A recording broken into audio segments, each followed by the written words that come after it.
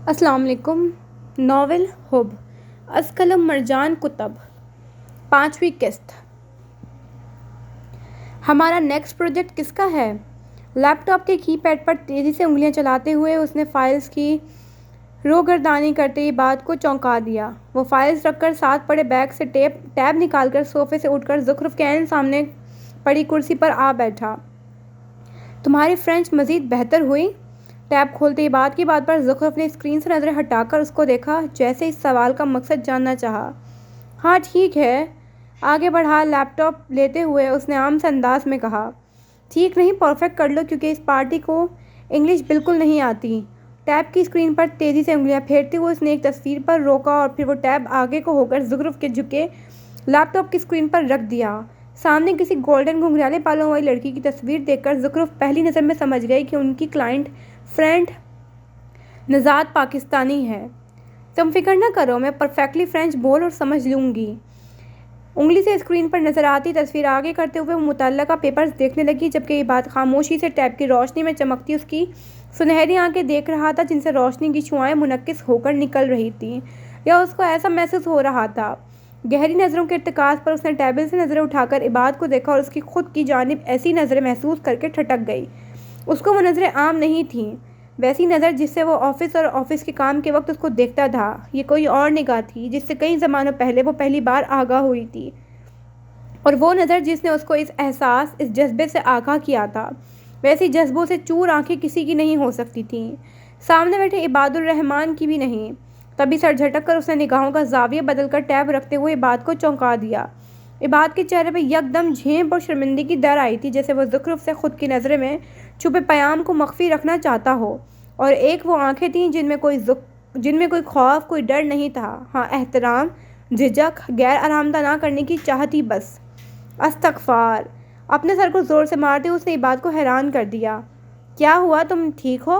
वो तेज़ी से आगे होकर उसके लिए मुतफक्कर हुआ। हाँ, बस कोई फजूल ख्याल आ गया था। सर झटक कर फिर से वो अपने काम में मसरूफ़ हो गई, लेकिन कुछ था जो उसे अंदर ही अंदर बेहद बेआराम और बेचैन कर रहा था। मगर क्या? ये समझ लेने से वो कासिर थी।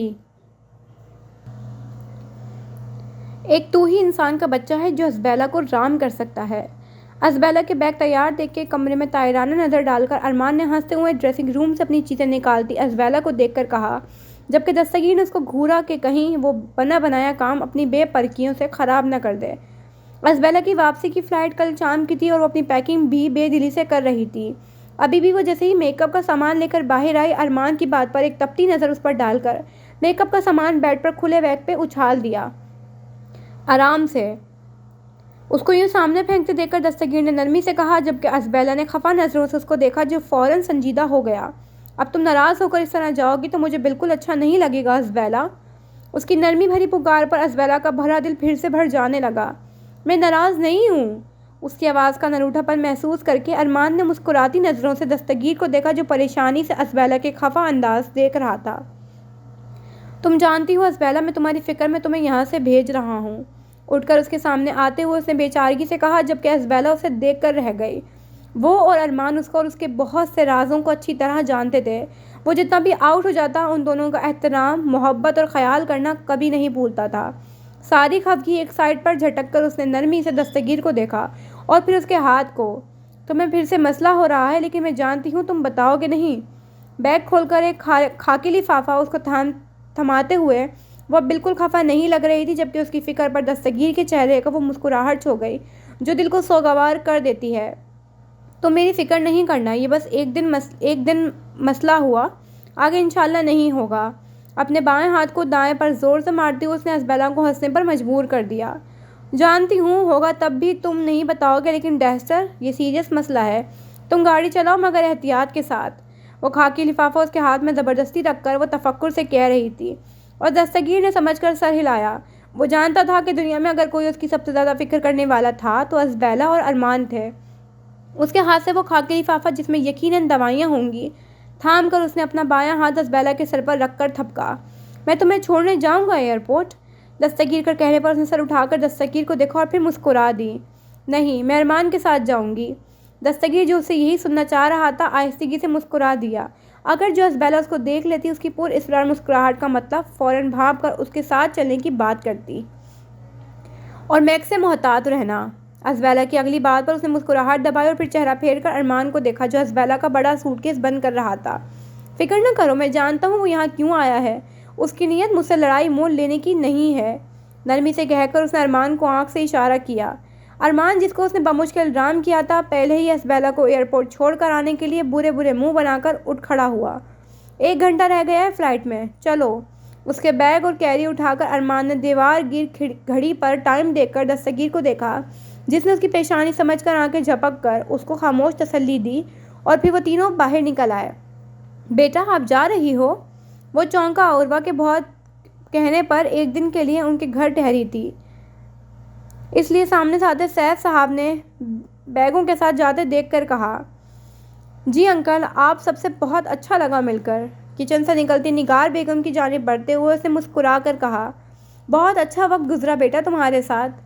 نگار بیگم نے کہہ کر مسکراتے اس کو کندھے سے لگا لیا۔ ان سے مل کر اللہ حافظ کہہ کر وہ مصطفیٰ صاحب کے گھر آ گئی، کیونکہ وہ اتنا تو جان گئی تھی کہ سب فراغت کے بعد وہیں جمع ہوتے ہیں، سو ایک ایک کر کے ملنے سے بہتر تھا وہ ایک ہی بار سب سے مل لے۔ آپ واقعی جا رہی ہو؟ زینی نے ملتے ہوئے اداسی سے کہا، جبکہ نیہا جو اپنی خوشی تک چھپانے کی زحمت نہیں کر رہی تھی زینی کے لٹکتے چہرے کو تیز نظر سے گھورا۔ ہاں لیکن کچھ ماہ میں پھر واپس آ جاؤں گی، زینی اور سبیل کے بال بگاڑ کر اس نے محبت سے کہا۔ وہ کچھ دن میں ہی سب سے اٹیچ ہو گئی تھی کیونکہ وہ فطرتاً جلدی گل مل جانے والوں میں سے تھی، اور پھر یہ تو دستگیر کی فیملی تھی جن سے ملنے کی خواہش ایک زمانے سے اس کے اندر تھی۔ اللہ نہ کرے، بڑبڑاتی نیہا کی جانب اسبیلا نے دیکھا اور اس کو یوں جلتا بھنتا دیکھ کر اسبیلا کی ہنسی نکل گئی۔ ردا اور وردہ نے تعجب سے اس کو ہنستے دیکھا کیونکہ وہ نیہا کی پتلی حالت سے ہز اٹھا رہی تھیں۔ تمہیں مجھ سے نہیں کسی اور سے یوں چلنا چاہیے، نیہا کی جانب ہاتھ بڑھاتے ہوئے اس نے بے حد عام سے لہجے میں کہا، جبکہ سب کی نظریں اور اس کے الفاظ نے نیہا کا چہرہ اہانت سے سرخ کر دیا تھا۔ تبھی اس کے ہاتھ پر ایک نخوت بھری نظر ڈال کر وہ پیر پٹک کر چلی گئی۔ ویسے بھی اس کو آج اپنے گھر جانا تھا، وہ تو اس چلتی پھرتی قیامت سے ڈرے سے وہ اپنے گھر نہیں جا رہی تھی، سو سچ شکریہ مصیبت تو ٹلی۔ قسم سے تمہارے ساتھ بالکل اجنبیت محسوس نہیں ہوئی، فروہ اور ردا نے یک زبان کہا۔ سب کے ہی اس کے بارے میں نیہا کے علاوہ ایک جیسے خیالات تھے۔ زخرف کہاں ہے؟ سب کو پھر سے دیکھ کر اس کو آخر کہنا ہی پڑا، وہ اپنے آفس میں ہوگی۔ اسبیلا نے سبیل کے کہنے پر اپنی رسٹ واچ پر ٹائم دیکھا، اس کی فلائٹ کا وقت قریب آ رہا تھا، شاید زخرف سے جاتے ہوئے ملنے اس کے نصیب میں نہیں تھا۔ تبھی سب سے پھر آخری بار مل کر وہ ارمان کے ساتھ گاڑی میں آ کر بیٹھ گئی، جبکہ دستگیر اس کو ہاتھ ہلا کر اپنے فون پر چمکتے نمبر کو دیکھ کر تیزی سے پچھلے دروازے کی جانب بڑھا۔ اس کو ابھی کسی سے اہم ملنے جانا تھا۔ اچھا تو گائز، اگر آپ لوگوں کو یہ ناول پسند آ گیا تو ایک چھوٹی سی ریکویسٹ میری آپ لوگوں سے کہ اگر آپ کو ناول پسند آئے تو کائنڈلی اپنے ریویوز جو ہے ہمارے ساتھ کامنٹ سیکشن میں لازمی شیئر کیا کریں، اس سے ہمیں ناول کو ریکارڈ کرنے کی موٹیویشن ملتی ہے۔ ہوپ ناول ہم ریکارڈ کر رہے ہیں لیکن یقین کریں مجھے سے بالکل رسپانس نہیں مل رہا، نہ ویڈیو پہ لائکس آتے ہیں اور کامنٹس تو بہت دور کی بات ہے۔ تو لٹرلی اس کو پڑھتے وقت مجھے بالکل موٹیویشن نہیں مل رہی، حالانکہ اس کا سسپینس بڑھتا جا رہا ہے اور بہت دل چاہ رہا ہے کہ جلدی جلدی ریکارڈ کروں، لیکن روزانہ دل ہی نہیں کرتا کہ اس کو ریکارڈ کیا جائے۔ تو آپ لوگ اگر کامنٹ کر دیا کریں گے، ویڈیو کو لائک کیا کریں گے اور کامنٹس میں بتایا کریں گے کہ ہاں ہمیں پسند آ رہا ہے اور کون سا سین پسند آ رہا ہے، مطلب اپنے ریویوز اچھے اچھے شیئر کریں گے تو اس سے ہمیں ریکارڈ کرنے کی موٹیویشن ملے گی اور یہ کہ ناول جلدی کمپلیٹ ہو جائے گا۔ تو یہ اس میں آپ کا ہی فائدہ ہے، میرا کوئی فائدہ نہیں ہوگا، اس کے اندر آپ لوگوں کو ناول جلدی سننے کو ملے گا۔ اس کے علاوہ چینل کو سبسکرائب لازمی کیا کریں کیونکہ کافی سارے ویورز ایسے ہی ہیں جو آتے ہیں ناول کو سنتے ہیں اور چینل کو سبسکرائب نہیں کرتے ہیں، ایسے ہی چلے جاتے ہیں۔ تو پلیز چینل کو سبسکرائب کر دیا کریں، ناول پسند آتا ہے لائک کر دیا کریں اور کامنٹس بھی لازمی کیا کریں۔ تو چلیے ناول کی طرف بڑھتے ہیں۔ تم مطمئن ہو اس نئی کلائنٹ سے؟ وہ اس جیمز نامی فرینچ نژاد لڑکی کے آفس سے ہو کر واپس جا رہی تھی، تبھی یہ بات کی کال دیکھ کر اس سے بات کر رہی تھی۔ ہاں پروفیشنل ہے، ہمیں اور کیا چاہیے؟ کندھے اچکا کر کہا۔ وہ گھر جانے کے بجائے اسلام آباد ایکسپریس وے روڈ پر گاڑی کو ڈال چکی تھی، اس کو منصور کی طرف جانا تھا، کچھ حساب چکتا کرنا ہے۔ تبھی سائڈ روڈ پر کھڑی گاڑی کو دیکھ کر وہ چونکی، وہ گاڑی شاید سائم کی تھی۔ تبھی شام کے سائے پھیلتے دیکھ کر اس نے ایک نظر کم ہوتی ٹریفک دیکھ کر گاڑی سائڈ پر روکی اور تیزی سے اتر کر وہاں آئی، پریشانی سے کیونکہ وہ گاڑی سائم کی ہی تھی اور اس کے نہ صرف چاروں اشارے چل رہے تھے بلکہ ڈرائیونگ سیٹ کا دروازہ بھی وا تھا۔ جیسے ہی وہ آگے آئی اس کو ٹھہر جانا پڑا کیونکہ وہ سائم نہیں تھا۔ وہ چہرہ دیکھے بغیر بھی پوری طرح یقین سے کہہ سکتی تھی۔ حیرانگی سے وہ اسٹیئرنگ پر سر رکھے شخص کو دیکھ رہی تھی جس کا چہرہ اس جانب نہیں تھا۔ سائم؟ اس کو یقین تھا لیکن پھر بھی اس نے آہستگی سے کہا۔ آواز پر اس نے سر میں اٹھتی ٹیسوں کو نظر انداز کر کے سر اٹھا کر چہرہ پھیرا اور جھک کر پریشانی سے کھڑی زخرف ساکن سی دستگیر کا پسینے سے درد اور تکلیف سے سرخ پڑتا چہرہ دیکھ رہی تھی۔ بامشکل آنکھیں کھول کر سامنے نظر آتے چہرے کو اپنے دخیل سمجھ کر اس نے اپنا دایاں ہاتھ اٹھانا چاہا، مگر اس کا ہاتھ یوں ہی بے حرکت سا اس کے پہلو میں گرا رہا۔ آپ ٹھیک ہیں؟ سکتے سے نکل کر زخرف نے اس کو دیکھا جو سنبھل کر سیدھا ہو رہا تھا، کیونکہ اس کو یقین آ گیا تھا وہ خواب نہیں دیکھ رہا۔ بائیں ہاتھ کی پشت اپنے ماتھے پر پھیرتے اس نے پسینہ صاف کیا اور پھر سیدھی ہوتی متفکر سی زخرف کو دیکھا۔ جی۔ اس کے چہرے کی گندمی رنگت سے سرخی چھٹتے دیکھ کر زخرف کو بات کی وہ باتیں یاد آنے لگیں جو اس نے اس شخص کے بارے میں کہی تھیں۔ اس کو اپنے بائیں ہاتھ کی مدد سے دائیں کو تھام کر سیٹ سے اٹھتے دیکھ کر زخرف چند قدم تیزی سے پیچھے کو ہوئی۔ گاڑی ٹھیک ہے؟ وہ جانتی تھی کہ گاڑی اس کی نہیں ہے، تبھی بولی۔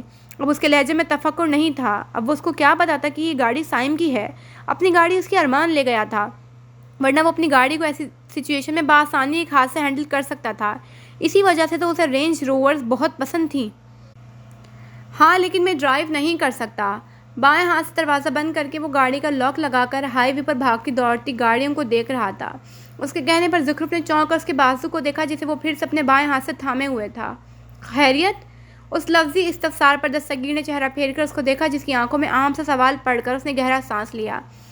شکر ہے وہ صحیح تھا۔ زخرف نے اس کا میسج نہیں پڑھا۔ یہ گاڑی میں نے کبھی ڈرائیو نہیں کی۔ میں لیفٹ ہینڈ گاڑی چلا سکتا ہوں۔ چہرے پر کسی بھی قسم کے تکلیف دہ تاثرات کو آنے سے روک کر اس نے اپنا دایاں بازو ہوا میں اٹھا کر زخرف کے کسی خدشے کو رد کر دیا تھا۔ زخرف کی نگاہ اس کے ہاتھ سے ہو کر چہرے تک گئی۔ وہ چہرہ نارمل تھا مگر وہ آنکھیں جیسے کسی تکلیف کی شدید احساس کو ضبط کرنے کی کوشش میں ہلکان تھیں۔ میں آپ کی تکلیف کو سمجھ سکتی ہوں۔ آپ کو کہاں جانا ہے؟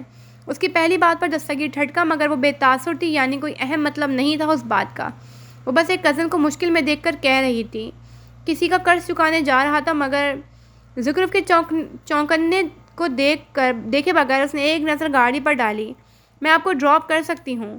سر جھٹک کر اس نے پیچھے کی جانب اشارہ کر کے دستگیر کی توجہ اپنی گاڑی کی طرف دلوائی۔ اس کے چہرے پر عام تاثرات محسوس کر کے دستگیر نے کچھ سوچا۔ آپ مجھے ویسٹریج ڈراپ کر سکتی ہیں؟ وہ تکلیف سے نہیں پوچھ رہا تھا، بس زخرف کے چہرے کے تاثرات اس کو تم کہنے سے باز رکھے ہوئے تھے، لیکن زخرف نے کچھ سوچ کر سر ازبات میں ہلایا۔ جانتی تھی وہ ہمیشہ اس کو سب سے الگ کر کے مخاطب کرتا تھا۔ فون ملا کر اس نے سائم کو یہ کہا کہ اس کی گاڑی خراب ہو گئی ہے، اسے ڈرائیور کو بھیج کر لے جائے، وہ کسی اور کے ساتھ جا رہا ہے، اور پھر سر اٹھا کر اس سیاہ گاڑی کو دیکھا۔ وہ عادتاً پیسنجر سیٹ کا دروازہ کھول کر بیٹھا اور جیسے ہی وہ بائیں ہاتھ سے سیٹ بیلٹ باندھ کر سیدھا ہوا، چہرہ پھیر کر اپنی طرف تعجب سے دیکھتی زخرف کو دیکھ کر ٹھٹکا۔ I am sorry. ازبیلا اور ارمان کے ساتھ بیٹھنے کی عادت کی وجہ سے، کہہ کر وہ جیسے ہی سیٹ بیلٹ کھولنے لگا، زخرف نے ایک نظر اس کے دائیں ہاتھ میں تھامے فون کو دیکھ کر سر جھٹکا۔ کوئی بات نہیں۔ اس کو خود نہیں معلوم کہ وہ اس شخص کا لحاظ کیوں کر رہی تھی، شاید وہ سب پچھلی باتیں آخرکار بھلا چکی تھی۔ تو کیا اس کو سب یاد تھا اب تک؟ اس خیال کے آتے ہی لرزتے دل کے ساتھ اس نے گاڑی سٹارٹ کی اور غلطی سے بھی سائڈ پر دیکھنے کی کوشش نہیں کی۔ اب کی بار وہ راستہ سے بھٹکنا نہیں چاہتی تھی، اس کو سیدھا دیکھتے رہنا تھا۔ اس کی منزل دشوار گزار راستوں سے گزر کر آنے والی تھی، سو اس کو ادھر ادھر نہیں دھیان دینا تھا۔ سارا راستہ جو 1-8 گھنٹے کا تھا شاید طویل ہو گیا تھا یا مختصر، وہ دونوں فیصلہ نہیں کر سکے۔ یقیناً وہ سفر دستگیر کے لیے مختصر جبکہ زخرف کے لیے طویل ہو رہا تھا۔ احساس اب ایک جیسے نہیں رہے تھے، جو سفر بھی ایک سا محسوس ہوتا۔ چہرہ پھیر کر باہر دیکھتے دستگیر قریب سے آتی خوشبو کو ہر ممکن نظر انداز کے سر میں اٹھتی ٹیسوں سے نبرد آزما رہا تھا۔ اس کا متعلقہ ایڈریس پر گاڑی روک کر زخرف نے تیزی سے پھیلتے اندھیروں میں اس جگہ کو دیکھا جو سنسان لگ رہی تھی، یوں جیسے وہاں کسی ذی روح کا دور دور تک کوئی گزر نہ ہو۔ یہی ایڈریس ہے، میرا دوست آنے والا ہے، زخرف کو باہر دیکھتے پا کر اس نے مسکرا کر کہا، جبکہ زخرف نے چہرہ پھیر کر خاموشی سے اس کو دیکھا۔ ان سنہری آنکھوں سے نکلتی روشنیوں نے اس کی مسکراہٹ معدوم کر دی تھی۔ یہی وہی تو چہرہ تھا جس کے لیے اس نے دن رات کا فرق بھلا کر تنہائی کا روگ سہا تھا۔ اس کی نظروں کے ارتکاز کو محسوس کر کے زخرف نے چہرہ واپس ونڈ اسکرین کی طرف کر لیا، جبکہ دستگیر اس کو ہی دیکھے گیا، ہر شے سے بے خبر ہو کر۔ یہ آپ کے دوست ہیں؟ سامنے بڑی سی گاڑی سے نکلتے لمبے گولڈن بالوں والے شخص کو حیرانگی سے دیکھ کر زخرف نے جیسے ہی کہا، دستگیر چونک کر سامنے دیکھنے لگا۔ وہ واقعی میکس تھا جو اس کے پیچھے پیچھے یہاں تک آ گیا تھا۔ اس کے سائڈ چہرے اور ہاف سلیو سے جھانکتے ٹیٹو گاڑی کی تیز روشنی میں واضح نظر آتے اس کو عجیب مشکوک سا ظاہر کر رہے تھے۔ ہاں یہ فرینچ ہے، उन सुनहरी आंखों में उतरते ताज्जुब को देखकर दस्तगीर को न जाने क्यों वजाहत करनी पड़ी, वरना जानता था कि गले में डाली चेनों, टैटूज और हुलिये से मैक्स किसी को भी बदमाश लग सकता था। थैंक्स ड्राइव के लिए। उसकी उजलत पर ज़ुखरुफ ने चेहरा फेरकर उसको देखा, जो अब दाएं हाथ से सीट बेल्ट खोलकर बाहर निकल रहा था। इससे पहले कि वो उससे उसकी वापसी का पूछती, कुछ सोच कर वो ठहर गई और खामोशी से दस्तगीर को उस आदमी की जानिब बढ़ता देख रही थी, जो कद में दस्तगीर से छोटा मगर डेल डोल में वो कोई रेसलर लग रहा था। सर झटकर ज़ुखरुफ ने ड्राइव पे गाड़ी डालकर साइड पर देखा। रोशनी में चमकते सेल फोन को पैसेंजर सीट पर देखकर वो ठटकी। गाड़ी वापस रिवर्स करके उसने पीछे देखा। वो दोनों शायद उस बड़ी सी पुरानी इमारत के अंदर जा चुके थे। घर में दे दूंगी, फ़ोन हाथ में उठाकर वो कहने लगी, लेकिन कुछ था जिसको अंदर से अभी इसी वक्त वो सेल फ़ोन देने का कह रहा था। वहीं बैठे उसने एक फ़ोन को देखा और एकदम जल उठते अरमान के नाम को देखकर चौंकी और फिर तेज़ी से गाड़ी का दरवाज़ा खोलकर बाहर निकली। उसने कभी कोई बेवकूफ़ी ऐसी नहीं की थी जैसी वो अब करने जा रही थी। जैसे ही इमारत को घूमकर दरवाजे से अंदर आने लगी, उसको वहीं रुक जाना पड़ा, क्योंकि वो दोनों दरवाजे के करीब ही खड़े बातें कर रहे थे और यकीनन वो उर्दू में तो बातें करने से रहे। सैग्नियर, उस फ्रांस शख्स ने अपना टैटू वाला हाथ सर तक ले जाते हुए अपनी भारी आवाज़ में कहा। अंदाज में अदब नहीं था, लेकिन मरूबियत महसूस की जा सकती थी और ज़ुखरुफ जानती थी ये लफ्ज़ जब फ्रांसी लोग किसी को मास्टर समझे तब कहते हैं। जाने का सोचकर वो पलटने लगी, लेकिन उसको रुक जाना पड़ा। वो भी फ्रांसी ज़बान में बात कर रहे थे। तुम बदले हुए लग रहे हो मॉन्सियर। मैक्स के कहे जाने पर दस्तगीर का ऊंचा कहकर रात की तारीकी में उस सुनसान पड़ी बिल्डिंग में बहुत दूर तक गया। तुम मुझे ये बताने आए हो? चेहरा वापस फेर कर उसको देखते हुए दस्तगीर का लहजा एकदम सख्त महसूस करके मैक्स संभला। मैं यहाँ इसलिए आया हूँ क्योंकि मैं फ़ैसला नहीं कर पा रहा तुम दोस्त हो या दुश्मन। मैक्स ने हाथों में बांधी चेन्स पर हाथ फेरते हुए कहा, लगता है तुम्हें मेरा पैगाम मिल गया था। तुम आज भी बात समझने में उतने ही सुस्त हो जितने 7 साल पहले थे। दस्तगीर के अंदाज पर उसे मुस्कुराते हुए दस्तगीर को बगौर देखा। मैं जितना गलत और सुस्त हो जाऊँ मॉन्सियर, मगर तुम और मैं बिल्कुल एक से हैं, किसी सिक्के के 2 रुख के मानंद। जेब में हाथ डालकर एक सिल्वर रिंग का सिक्का निकाल कर हवा में उछालते हुए उसने उदासी से कहा, मैक्स काम की बात करो। दस्तगीर की सख्त आवाज़ पर ज़ुखरुफ हाथ में थामा उसका फ़ोन देखकर पीछे को हुई। क्या यही वो शख्स था जिसके बारे में कल बताते हुए ज़बैला खौफ से कांप कर सफ़ेद पड़ रही थी? तुम लीज़ा के बारे में कुछ जानते हो ना? मैक्स के लहजे में अचानक से जो मिन्नत दर आई थी, उसने दस्तगीर को ठटका दिया। शुक्र है लीज़ा के अगवा का इल्ज़ाम तुमने मेरे सर नहीं थोप दिया। मुतासिर हुए बगैर कहते हुए वो ज़ुखरुफ को लम्हे भर के लिए न जाने क्यों बहुत जालिम लगा। नहीं, मैं जानता हूँ लीज़ा कितनी इज्जत करती थी तुम्हारी, इसलिए मैं ऐसा कुछ कहकर लीज़ा के एतबार को ठेस नहीं पहुँचा सकता। मैक्स ने कंधों तक आते बाल झटक कर कहा। इतनी दहशत और सनसनी फैलाकर मुझ तक पहुँचने की क्या ज़रूरत थी? दस्तगीर उसके एक एक अंदाज बगौर देख रहा था। वो कुछ पहले की मार जो दस्तगीर के हाथों खाई थी हरगिज़ भूला नहीं था। तभी उसके अंदाज में जो हर एक के सामने बेपरवाही होती थी, इस बार मफकूद थी। तुम्हारे शायान शान मेरे दहशत कहाँ है लॉर्ड? ज़ुमानियत से कहते हुए अब के आखिर में उसने अंग्रेज़ी में लॉर्ड कहा। काफ़ी पीछे को खड़ी ज़ुखरुफ को समझ नहीं आए कि वो वापस जाए या नहीं। वो दोनों शायद जानते थे यहाँ कोई नहीं, तभी इतने इत्मीनान से ऊंची आवाज़ में बातें कर रहे थे। तुम तो ज़ख्मी होकर भी बहुत ख़तरनाक हो जाते हो, देखा था मैंने 7 साल कबल, कहकर उसने झुरझुरी लेने से खुद को बाज रखा था, जबकि सोच कर वापस जाती ज़ुखरुफ के कानों में जैसे ही 7 साल कबल के अल्फाज टकराए, वो फिर से ठहर गई, नताई से बेपरवाह होकर। दस्तगीर ने कुछ नहीं कहा, बस आंखें सुकेड़ कर जैसे उसे अंदर तक पढ़ लेने की कोशिश में था। वो जानता था कि मैक्स का यहाँ आने का कोई और मकसद है। मैक्स, यहाँ आने का मकसद बताओ। उसकी यकदम सर्द होती आवाज़ पर मैक्स को संभलना पड़ा। वो कम अज़ कम मॉन्सियर को बातों में नहीं लगा सकता था। मुझे तुम्हारी मदद चाहिए। ये वही जानता था कि उसने कैसे अपनी इज़्ज़त नफ्स और एहसास निदामत पर पाँव रखकर कहा, जबकि दस्तगीर अपने अंदाजे को ठीक बैठते देखकर पीछे को हुआ और फिर दीवार से पुश लगाकर एक पाँव उठाकर दीवार से लगाते हुए खड़ा हुआ, जैसे उसकी अगली बात सुनने को बिल्कुल तैयार था। किसके मुकाबिल मेरी मदद चाहिए? उसने ये नहीं पूछा कि किस लिए, क्योंकि वो बहुत अच्छे से जानता था मैक्स का मसला।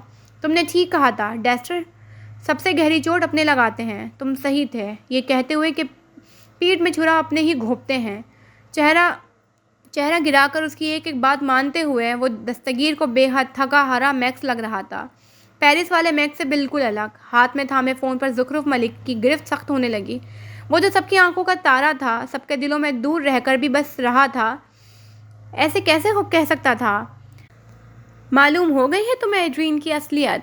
वो सवाल नहीं था, उसके लहजे के वसूख पर मैक्स ने झटके से चेहरा उठाकर उसको देखा, जो बेतासुर चेहरे के साथ उसको देख रहा था। مجھے تمہارے اندازوں کی درستگی پر حیرت نہیں ہوتی ڈیسٹر۔ ہاتھ میں تھاما سکہ فضا میں اچھالا گیا جسے دستگیر نے آگے ہو کر اپنا سیدھا ہاتھ بلند کر کے اچک لیا۔ اچھا تم بھول گئے ہو کہ میں کیا ہوں؟ پھر بھی مجھ سے مدد چاہیے تمہیں؟ سکہ بائیں ہاتھ میں لے کر گھماتے ہوئے وہ جیسے اس کی یادداشت تازہ کر رہا تھا، مگر وہ میکس ہی کیا جو شرمندہ ہو جائے۔ نہیں، میں کچھ نہیں بھولا، نہ اپنے لفظوں سے پھر رہا ہوں۔ دونوں ہاتھ مفاہمتی انداز میں اٹھا کر کہتے ہوئے اس نے دستگیر کو مسکرانے پر مجبور کر دیا۔ تم نے تصدیق کی تھی میرے انداز کی، مگر اب کیا کرو گے؟ وہ قدم آگے آتے میکس کے کہے جانے پر اس نے سکہ اچھال کر مٹھی میں دباتے ہوئے جیب میں رکھا اور دیوار سے ٹیک چھوڑ کر سیدھا ہوا۔ اندازہ، یعنی تم بے یقین ہو ابھی تک؟ دستگیر جیسے اس کی بات سے محظوظ ہو رہا تھا۔ ہاں، کیونکہ تم نے جو حال مارس کا کر کے اس کو قبر میں پہنچایا وہ ورنہ تم نہیں کر سکتے تھے، میکس کے کندھے اچکا کر کہا، جبکہ زخرف کو لگا اس کے قدموں سے کسی نے زمین کھینچ لی ہو۔ چہرہ پھیر کر وہ بے یقینی کے ساتھ شیشے میں نظر آتے عکس کو دیوار کی پشت سے ٹیک ہٹاتے دیکھ رہی تھی۔ کیا وہ اس شخص کو پہچانتی تھی؟ کیوں؟ تم نے تو کہا تھا۔ ہاتھ اٹھا کر ماتھے پر گرے بال پیچھے کرتے ہوئے اس نے میکس کو ٹھٹکا دیا۔ تبھی میکس نے اس کی بات درمیان میں ہی روک کر نظریں چرا لیں۔ کون کون سے دردناک منظر نہیں تھے جو آنکھوں کے سامنے سے اس کے ماتھے کے نشان کو دیکھ دیکھ کر نہ گزرے ہوں۔ میں اب بھی اپنی بات پر قائم ہوں مونسیر۔ ماتھے پر نظر آتے گہرے چیر جیسے پرانے نشان کو مزید ایک نظر دیکھ کر میکس نے وثوق سے کہا، جبکہ دستگیر دھیرے سے مسکرا دیا۔ کون سی بات پر میکس؟ وہ میکس کی ششدر اور بے یقین حالت سے لطف اندوز ہو رہا تھا اور میکس کا چہرہ سفید پڑنے لگا۔ یہ جان کر کے بال ماتھے سے ہٹا کر وہ خود میکس کو اپنی حالت کے بارے میں مطلع کر رہا تھا اور میکس کو نہ جانے کیوں اپنی گردن کی پشت پر بال اکھڑتے محسوس ہونے لگے سامنے سیاہ کپڑوں میں کھڑے دستگیر کو دیکھ کر۔ یہی دستگیر مصطفیٰ کہ تم ایک معذور انسان ہو۔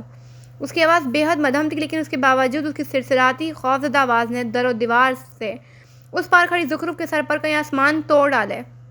چہرہ پھیر کر نم آنکھوں سے اس نے اس شخص کو دیکھا جو خاموشی سے اپنا بائیں بازو سہلا رہا تھا، اور پھر اس کا کہکا اس بیابان خالی عمارت میں بہت دور تک گیا۔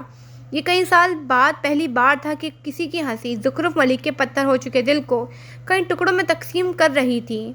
پھر تم ایک معذور انسان سے کیوں مدد مانگ رہے ہو؟ اس کے لہجے میں کوئی اداسی، کوئی بے بسی، تکلیف نہ پا کر زخرف نے چہرہ واپس پھیر کر جھکاتے ہوئے ہاتھ میں تھامے سیل فون کو دیکھ کر آنکھیں سختی سے مینچ لی اور اس کی برسوں سے چھٹر کر جم چکی آنکھوں سے دو آنسو پلکوں کی پار توڑ کر پھسل کر اس سیل فون پر جا گرے جو اس شخص کا تھا جیسے زخرف مرتضیٰ ملک نے کئی برسوں پہلے اپنے دل میں بہت آہستہ قدموں سے داخل ہونے کی اجازت دی تھی، جو اس کے دل کا دروازہ ادب سے کھٹکھٹا کر باہر کھڑا اس دل کے دروازے خود پر کھلنے کا ایک سلیقے سے صبر سے انتظار کرتا رہا تھا اور اجازت مل جانے پر ہی اندر داخل ہوا تھا، کسی بھی قسم کی زور زبردستی اور دھاندلی کے بغیر، کیونکہ تم نے اسی معذوری کے ساتھ مارس کو قبر میں پہنچایا تھا سیگنیئر۔ دونوں ہاتھ آگے باندھتے ہوئے بالآخر اس کے لہجے میں انداز میں احترام، مربوبیت اور ستائش در آئی تھی۔ اس سے زیادہ وہ سن نہیں سکتی تھی۔ لڑکھڑاتے قدموں کے ساتھ فون پر گرفت مزید مضبوط کر کے وہ تیزی سے باہر نکلی اور وہ نہیں جانتی تھی وہ کس طرح گاڑی تک پہنچی۔ لرزتے ہاتھوں سے گاڑی کا دروازہ کھول کر وہ جیسے ہی اندر بیٹھی اسٹیئرنگ پر سر رکھتے ہوئے اس نے چند گہرے گہرے سانس لے کر خود کو اس دھچکے بھری بے یقینی سے نکال کر سر اٹھایا۔ کیا وہ یہاں کھڑی رہے؟ وہ واپس کیسے جائے گی؟ یہ سوچ سب سے پہلے اس پر حملہ آور ہوئی تھی۔ اس کا مہربان نرم دل اس شخص کے دیے گئے سارے زخم، ہر تکلیف لمحے بھر کو بھلا بیٹھا تھا۔ چہرہ اٹھا کر اس نے ڈیش بورڈ کھول کر شیشہ نکالا اور اپنا چہرہ دیکھا۔ لمحے بھر کو وہ دنگ رہ گئی۔ یہ وہ نہیں تھی، یہ وہ نہیں ہو سکتی تھی۔ آنکھوں کو بے دردی سے رگڑ کر اس نے گاڑی سٹارٹ کی اور سر جھٹک کر گاڑی سٹارٹ کر کے اس جگہ سے لمحہ بلمحہ دور جا رہی تھی۔ سچ کہتے ہیں کہ آگاہی عذاب ہوتی ہے۔ کچھ باتوں کے بارے میں لا علم رہنے میں ہی انسان کی بھلائی ہوتی ہے۔ اس کو صرف مصطفیٰ تایا کی فکر تھی۔ کیا وہ یہ سب سہ سکیں گے؟ نہیں، اب وہ انہیں اپنے بارے میں کبھی پریشان نہیں ہونے دے گی۔ آگاہی عذاب ہے تو یہ عذاب ہمیشہ سے زخرف کے نصیب میں ہی لکھا تھا، سو اس کو پھر مل گیا تھا ایک نیا عذاب۔